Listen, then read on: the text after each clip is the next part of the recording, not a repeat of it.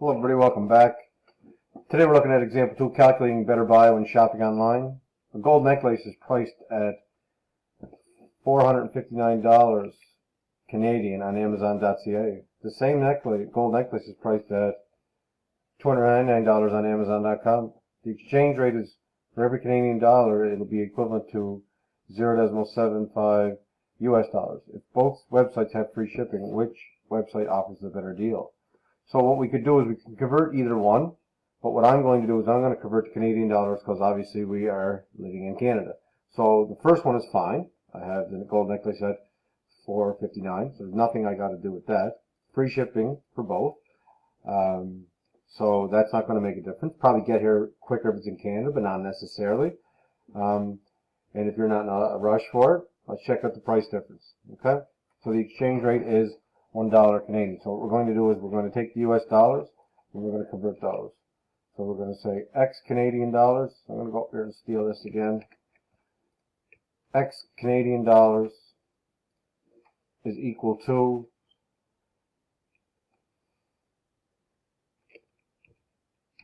$299 US. I'm going to open up my bracket and I'm going to put a fraction inside there, right? Because that's our conversion factor. So it's a ratio. So what we're going to do is we're going to put the US dollar amount in the denominator, because that's what we're trying to get rid of, and that was 0.795 to 1 Canadian dollar. So the US dollars divide out, leaving you with Canadian dollars. So we're going to take the $299, and if it's in the denominator, we're going to divide. And we get $376 and, wrong spot, equal to $376, and it's 100, so in 10 cents. Okay? And let me put the Canadian in. Canadian. Alright? And that's it. So if both sides have free shipping, which is the better deal? The better deal is from Amazon.com.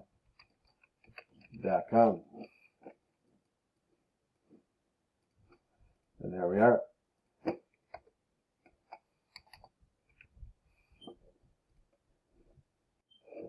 Hello everybody, welcome back.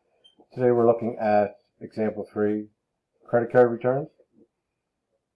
So Mr. Porter charges $875 to his credit card as a deposit on a family vacation with his family on a day when the Canadian dollar was equal to $123.59 for every $1 US. So this is the first time we've seen the, everything's always going to be at 1, right? But this is the first time we've seen the Canadian dollar have an amount to different, and it can be either way, right?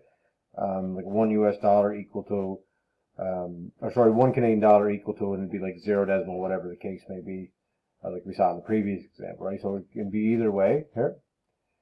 The credit card, the charge will appear on his credit card in Canadian currency. What will be charged on his credit card? Okay. I'm going to bring this down. There's a couple of different parts to this one. So, what will his charge be? So, now there's other fees involved as well, credit cards and stuff, but let's just say this is the overall change that the credit card has. So let's do that. So we're looking for the Canadian currency amount again. So I'm going to steal, I'm going to steal this whole thing if we don't mind. Save me time from just filling it out instead. So X number of Canadian dollars is equal to 875. Now this time the Canadian dollar amount is still going to be in the numerator, but there's going to be a value on that, and then it's to every $1 US. Okay. Again, that can just depend on what we're using. It's still either way, right? If 1 Canadian dollar, it would just be a decimal in US at this present time. There once was a time where the Canadian dollar and the US dollar was on par, and our dollar was even worth more at one point.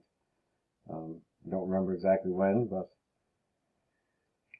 Alright, so we multiply 875 by 123.59 and we get $1,081.41. Okay? Oh, I didn't put that in the right spot, sorry, I wasn't looking. Equals $1,081.41. Alright? A lot of these websites will have the conversion already, like you can switch to it. But if it said 875 and you were on a U.S. site or whatever the case may be, this is the credit card amount that you would be charged, right? Because currently, right now, as of April 1st, and today, of course, the U.S. dollar is worth more than the Canadian dollar. Now in B, sadly, a few weeks later, Mr. Porter had to cancel his trip. The U.S.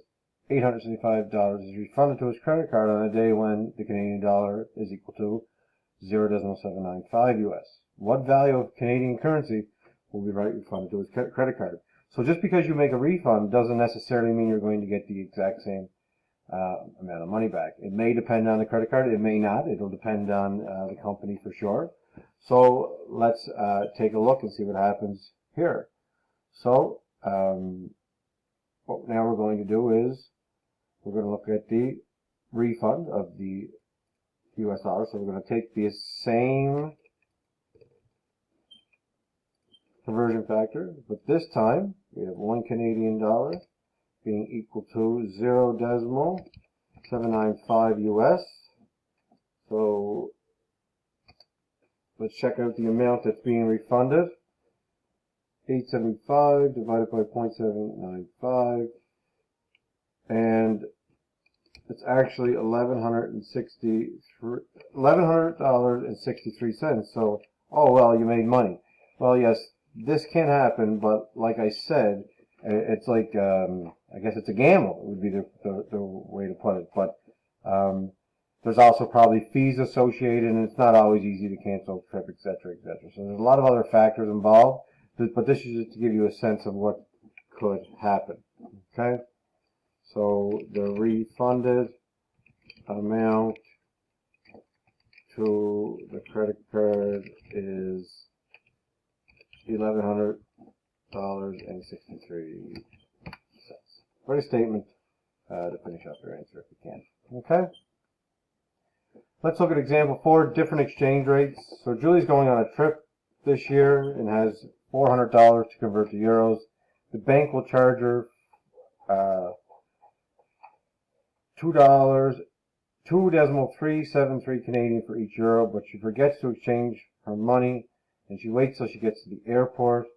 The money exchange service at the airport offers €1 for $2.415 Canadian. How many fewer euros does she have to spend on her trip? So what happens is you can convert money usually at a larger airport, and these places want a fee. So whatever the exchange rate is, they'll bump it up a little higher in order for them to make money. If not, there's no sense of them really doing it, right? This is what the banks do as well. We're going to learn a little bit later on in one of our videos. So I'm going to borrow that from the previous question. So it says for each euro,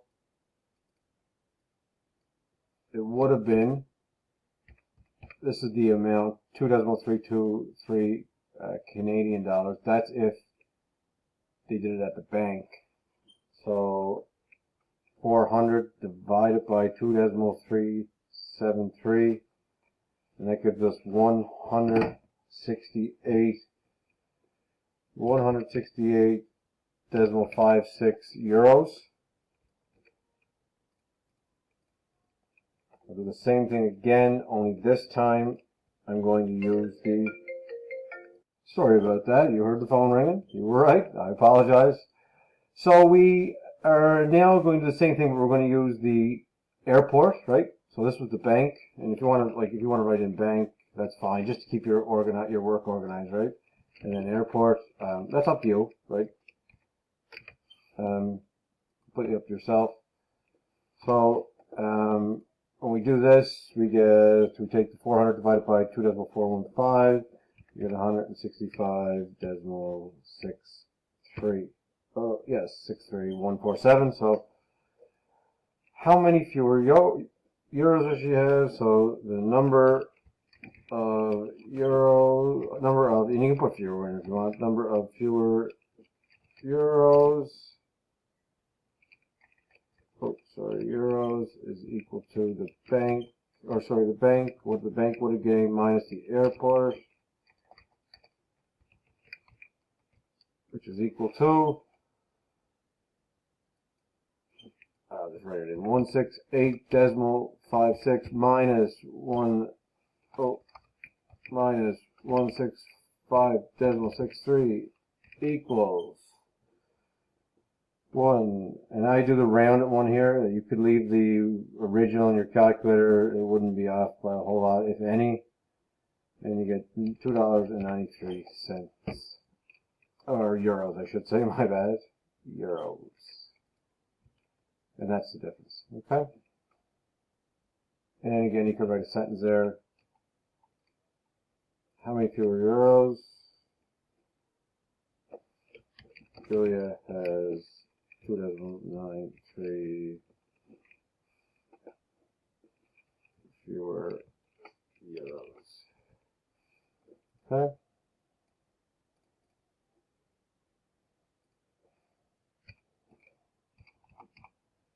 Alright.